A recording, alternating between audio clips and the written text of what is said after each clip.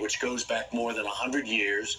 Charles and Willa Bruce came from New Mexico to Southern California with a dream to get some beachfront property to build a thriving business, which they did. But in the end of the day, they found out that the American dream was for whites only. Perfectly located on the Strand in Manhattan Beach is the Los Angeles County Lifeguard Training Center. 100 years ago, the area was barely developed, but on this small sliver of sand was a kind of paradise where Black Californians were welcomed on what was called Bruce's Beach.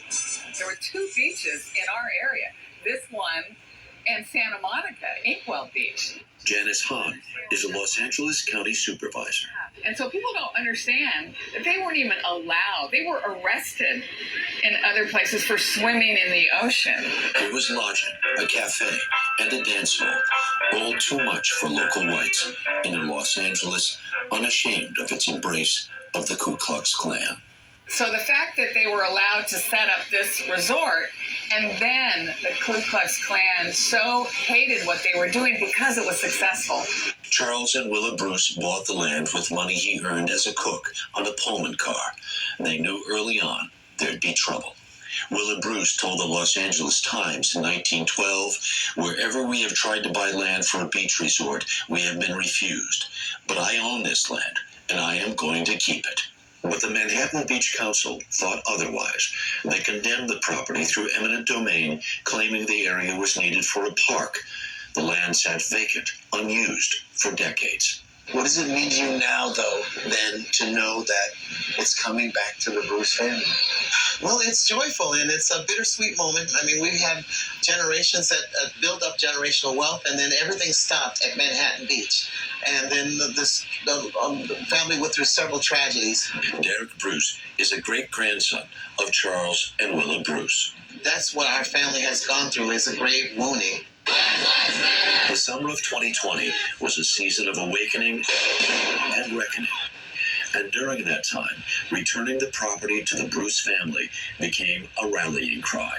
Today, that will happen, an act of reparation. As reparations and restitution cases go, this one probably will be the easiest to accomplish because we have the records that show the actual piece of property that was bought by Willa and Charles Bruce. And then we have the records of the harassment that they went through, the Ku Klux Klan actually trying to run them out of town. And we know when that didn't work, the city decided to use eminent domain and take this property from them. Does this feel like justice to you? In a way it does. In a way it does feel like justice because the hardship that our family went through generations, and it just echoed and reverberated without us really knowing why. The Bruce descendants will lease the land back to the county for now. The county has offered to buy it back from them for $20 million. Did you ever look at this spot and say, what could have, what should have, dream about what? I took my wife here one time and my kids, and we just kind of just basked in the thought what could have been, but it was such a fleeting moment, and it's so unrealistic that we didn't really dwell on it. Yeah, Yes. I bet. Although look at where we are now, so I guess it wasn't that unrealistic after all. Derek encountered a few locals who offered their congratulations, a sentiment not shared by all. What are folks around here thinking and feeling about all of this?